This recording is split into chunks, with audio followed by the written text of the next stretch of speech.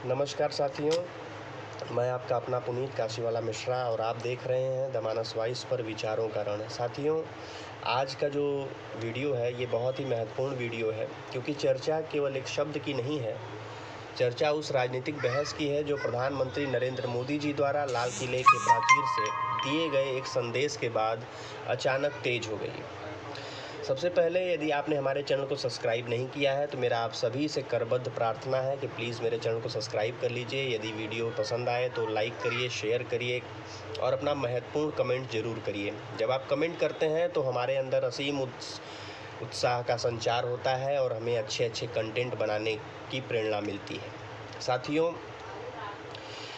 इसके बाद एक तरफ प्रधानमंत्री जी ने कहा लाल किले की प्राचीर से कि हथियारबंद नक्सलवाद के खिलाफ देश को बहुत बड़ी सफलता मिली है, लेकिन इसके साथ ही उन्होंने एक और खतरे की ओर इशारा किया। उन्होंने कहा कि दिमागी नक्सलवाद और इसके बाद जो राजनीतिक प्रतिक्रियाएं सामने आईं, उन्होंने इस पूरे मुद्दे को और बड़ा बना दिया। सबसे बड़ा सवाल साथियों मेरा ये है कि आखिर दिमागी नक्सल से प्रधानमंत्री का इशारा किस ओर था? क्या यह केवल एक राजनीतिक शब्द है? क्या यह उन विचारों के खिलाफ चेतावनी है जिन्हें सरकार राष्ट्र विरोधी या हिंसा अराजकता को बढ़ावा देने वाला मानती है?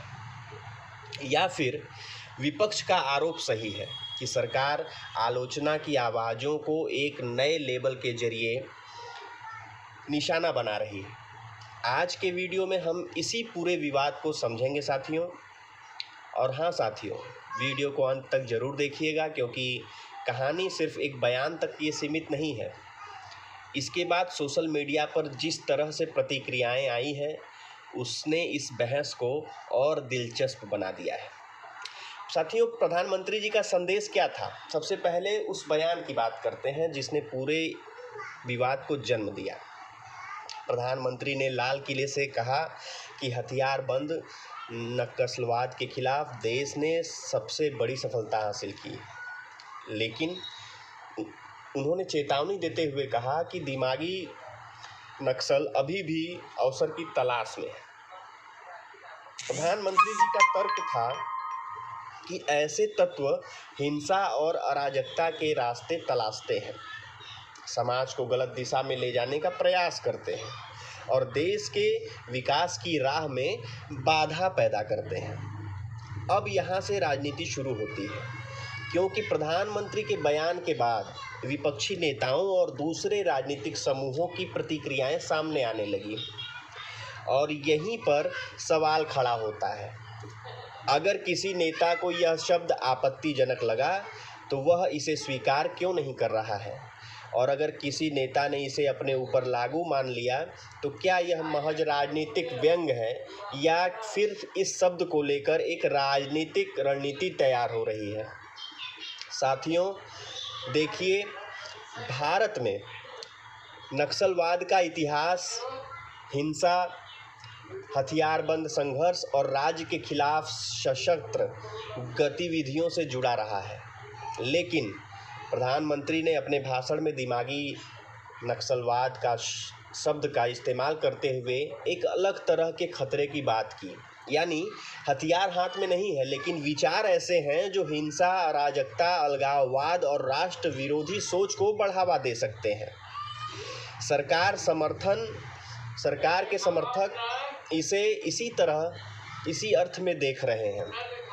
विपक्ष का तर्क अलग है।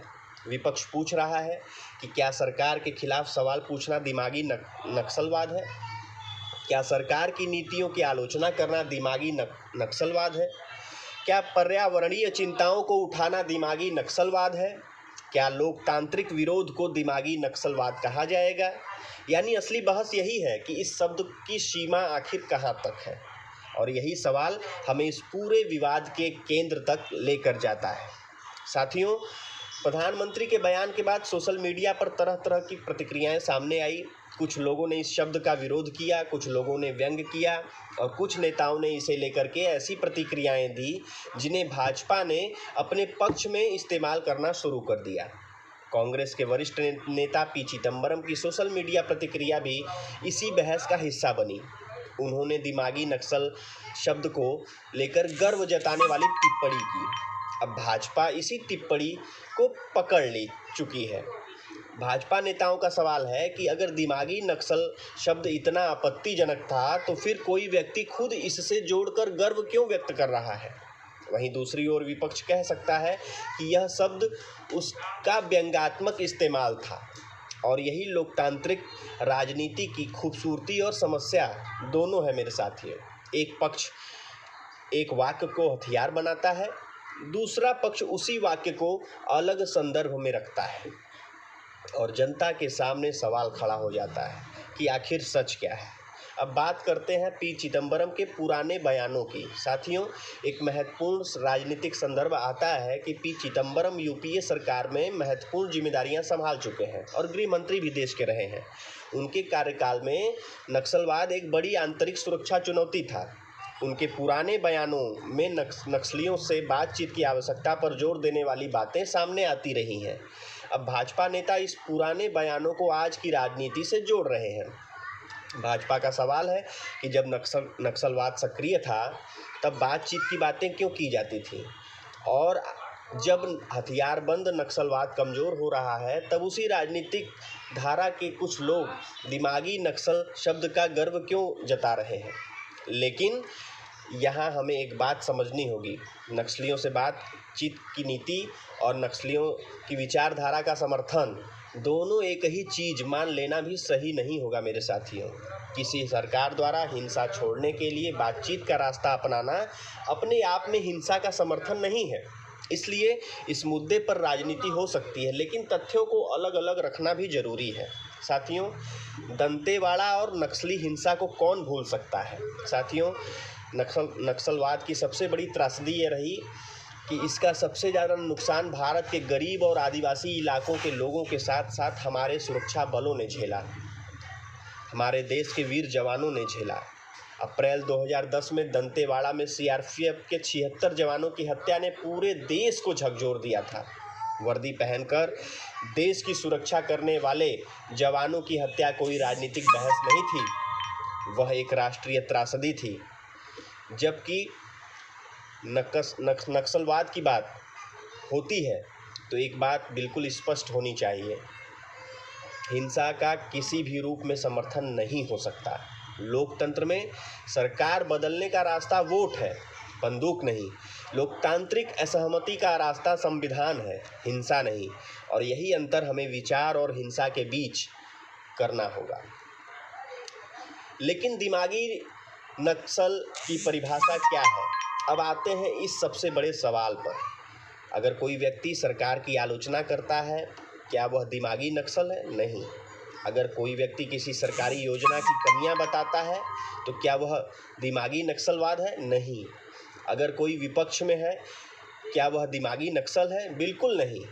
लोकतंत्र में मजबूत विपक्ष जरूरी है, मीडिया की स्वतंत्रता जरूरी है, सरकार से सवाल पूछना जरूरी है, जनता की समस्याएं उठाना जरूरी है। लेकिन अगर कोई व्यक्ति हिंसा का समर्थन करता है, अलगाववाद को बढ़ावा देने की बात करता है, संवैधानिक व्यवस्था को हिंसक तरीके से चुनौती देने की बात करता है, आतंकवाद या हिंसक उग्रवाद को उचित ठहराने की बात करता है, या देश के खिलाफ हिंसक गतिविधियों को बढ़ावा देने का प्रयास करता है, तो वह एक गंभीर राष्ट्रीय सुरक्षा का विषय बन जाता है मेरे साथियों। और यही असली फ़र्क है। विकास के विरोध को लेकर के भी बड़ा सवाल है। प्रधानमंत्री समर्थक खेमे की ओर से एक और तर्क सामने आता है। उनका कहना है कि देश को विकसित भारत बनाना है तो बड़े बड़े इंफ्रास्ट्रक्चर प्रोजेक्ट जरूरी है। बिजली चाहिए, सड़क चाहिए, रेल चाहिए, बंदरगाह चाहिए, उद्योग चाहिए, डिजिटल इंफ्रास्ट्रक्चर चाहिए। और जब भी किसी परियोजना का विरोध हो तब सवाल उठता है कि क्या यह विरोध विकास की चिंता है या विकास को रोकने की राजनीति। लेकिन यहाँ भी संतुलन जरूरी है मेरे साथियों। पर्यावरण की चिंता अपने आप में राष्ट्र विरोधी नहीं है। किसी परियोजना से प्रभावित होकर लोगों के अधिकारों की बात करना भी राष्ट्र विरोधी नहीं है। लेकिन यदि विकास की हर परियोजना को बिना तथ्य के सिर्फ राजनीतिक हथियार बनाकर रोकने की कोशिश की जाए तो निश्चित रूप से सवाल उठेंगे। भारत को विकास भी चाहिए और पर्यावरणीय संतुलन भी। भारत को उद्योग भी चाहिए और जनता के अधिकार भी। इसलिए बहस होनी चाहिए तथ्यों पर, न कि सिर्फ नारों पर। सरदार सरोवर से डिजिटल पेमेंट तक। साथियों, इस पूरी बहस में राजनीतिक बयानों को भी सोशल मीडिया पर फिर से सामने लाया जा रहा है। सरदार सरोवर परियोजना इसका एक उदाहरण है। परियोजना की शुरुआत स्वतंत्र भारत के शुरुआती दशकों में हुई थी और इसे पूरा होने में कई दशक लगेंगे। गुजरात में नरेंद्र मोदी के मुख्यमंत्री रहते हुए इस परियोजना को आगे बढ़ाने पर विशेष जोर दिया गया और बाद में केंद्र की भाजपा सरकार के समय भी इसके काम को गति मिली। आज जब हम पीछे मुड़ कर के देखते हैं तो यह सवाल जरूर उठता है, इतनी बड़ी परियोजना को पूरा होने में दशकों क्यों लगे? इस सवाल का जवाब केवल एक पार्टी, एक व्यक्ति के ऊपर डालना इतिहास को बहुत सरल बना देना होगा। इस परियोजना से जुड़े पुनर्वास, पर्यावरण, राज्यों के बीच पानी का बंटवारा और न्यायिक प्रक्रियाएं कई जटिल मुद्दे थे साथियों। लेकिन राजनीतिक दल अपने अपने पक्ष में इन्हीं घटनाओं का इस्तेमाल करते हैं। डिजिटल इंडिया पर भी पुरानी बहस, इसी तरह डिजिटल पेमेंट को लेकर के भी पुराने राजनीतिक बयान सोशल मीडिया पर वायरल होते हैं। एक समय एक सवाल पूछा जाता था कि क्या भारत का छोटा दुकानदार डिजिटल पेमेंट अपनाएगा? आज यूपीआई ने देश के डिजिटल भुगतान को एक अलग स्तर पर पहुंचा दिया है साथियों। चाहे सब्जी वाला हो, चाय वाला हो, ऑटो वाला हो, छोटी किराने की दुकान हो, मोबाइल से भुगतान आज सामान्य दृश्य बन चुका है। इससे एक बड़ा सबक मिलता है। नई तकनीक पर सवाल पूछना गलत नहीं है, लेकिन समय के साथ वास्तविकता भी बदलती है। जो चीज़ कभी असंभव लगती थी वह कुछ वर्षों बाद सामान्य हो सकती है। अब वापस आते हैं प्रधानमंत्री नरेंद्र मोदी जी के दिमागी नक्सलवाद वाले बयान पर। राजनीतिक रूप से सबसे दिलचस्प बात यह है कि प्रधानमंत्री ने किसी एक विपक्षी नेता का नाम लेकर के हमला नहीं किया, लेकिन एक बयान के बाद कई नेताओं ने स्वयं प्रतिक्रिया दी। भाजपा ने इसी प्रतिक्रिया को अपना राजनीतिक हथियार बना लिया। यानी एक तरफ प्रधानमंत्री का बयान था, दूसरी तरफ प्रतिक्रियाएं थीं और तीसरी तरफ सोशल मीडिया पर उसकी व्याख्या थी। आज की यही राजनीति हम सबके सामने है और ये नया मॉडल बन करके उभरा है। ये एक बयान हमारे प्रधानमंत्री जी का, उन्होंने एक छोटा सा बयान दिया, विपक्षियों ने उस बयान के ऊपर अपनी प्रतिक्रियाएं दी और जो प्रतिक्रियाएं उन्होंने दी, उन्हीं प्रतिक्रियाओं को भारतीय जनता पार्टी के कार्यकर्ताओं ने, नेताओं ने हथियार बना लिया। यही राजनीति का मॉडल है साथियों। हजारों पोस्ट, फिर पूरा राजनीतिक नैरेटिव तैयार। क्या विपक्ष फंस गया या भाजपा ने नैरेटिव सेट कर दिया? साथियों, यहाँ से असली राजनीतिक विश्लेषण शुरू होता है। भाजपा समर्थकों का कहना है कि प्रधानमंत्री ने एक शब्द बोला और विपक्ष की प्रतिक्रिया ने खुद उसका अर्थ स्पष्ट कर दिया। विपक्ष कहता है कि यह सरकार की रणनीति है कि असहमति को बदनाम करने के लिए नए नए लेबल तैयार किए जाएं। अब जनता को तय करना है कि कौन सा तर्क ज़्यादा मजबूत है। लेकिन एक बात साफ है, राजनीति में शब्द बहुत शक्तिशाली होते हैं। आपने सुना होगा, गरीबी हटाओ नारा था, जानते भी होंगे आप लोग किसने दिया था। फिर उसके बाद इंडिया शाइनिंग, उसके बाद अच्छे दिन, उसके बाद सबका साथ सबका विकास, विकसित भारत। हर दौर में कुछ शब्द राजनीतिक नैरेटिव को दिशा देते हैं। और अब दिमागी नक्सल, ये भी उसी राजनीतिक बहस का हिस्सा बन चुका है। वंदे मातरम का विवाद भी इसी बीच क्यों महत्वपूर्ण है साथियों? इसी समय वंदे मातरम को लेकर के भी राजनीतिक बहस तेज हो गई। वंदे मातरम के स्वतंत्रता आंदोलन के इतिहास से जुड़ा अत्यंत महत्वपूर्ण राष्ट्रगीत है, इसलिए इसके सम्मान को लेकर के राजनीतिक विवाद होना स्वाभाविक भी है और संवेदनशील भी है।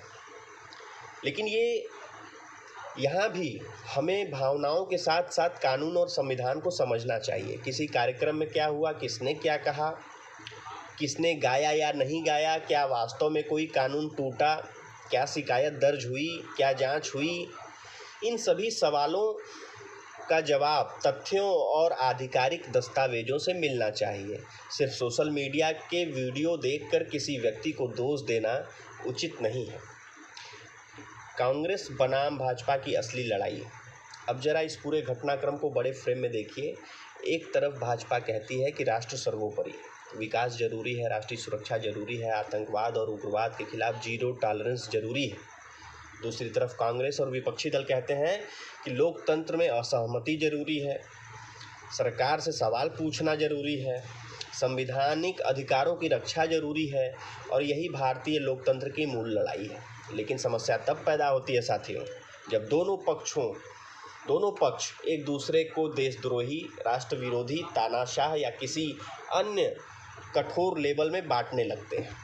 लोकतंत्र बहस से मजबूत होता है, गाली से नहीं। प्रधानमंत्री मोदी जी के 2 शब्दों का राजनीतिक असर।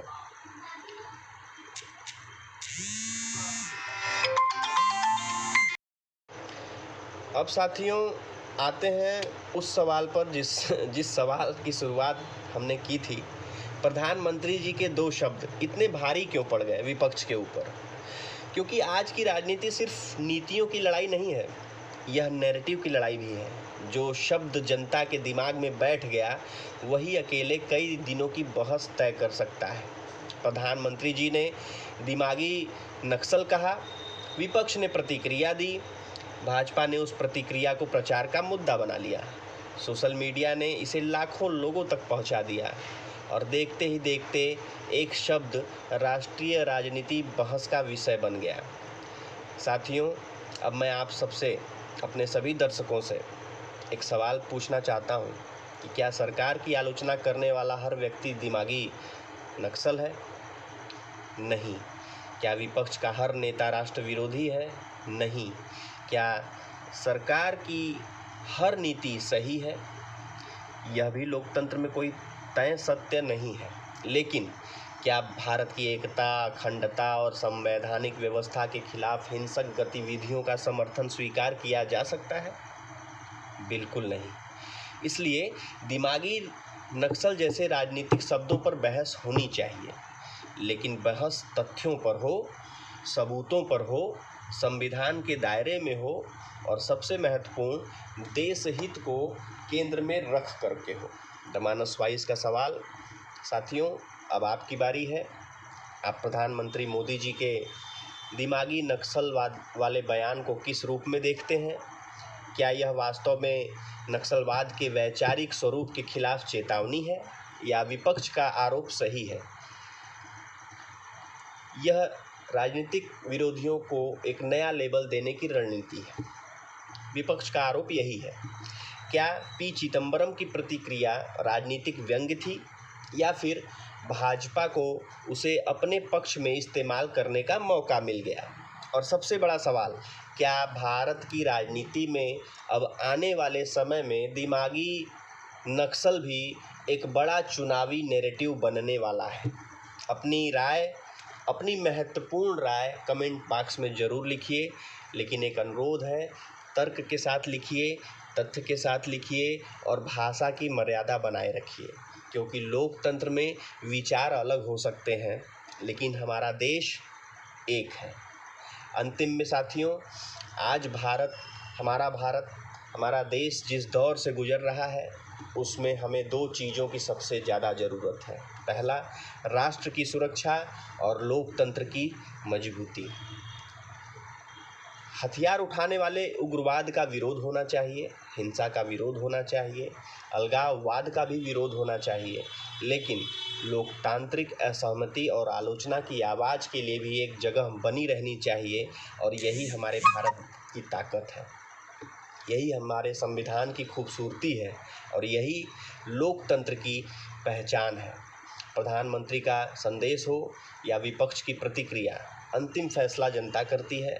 वोट की ताकत बंदूक से बड़ी होती है।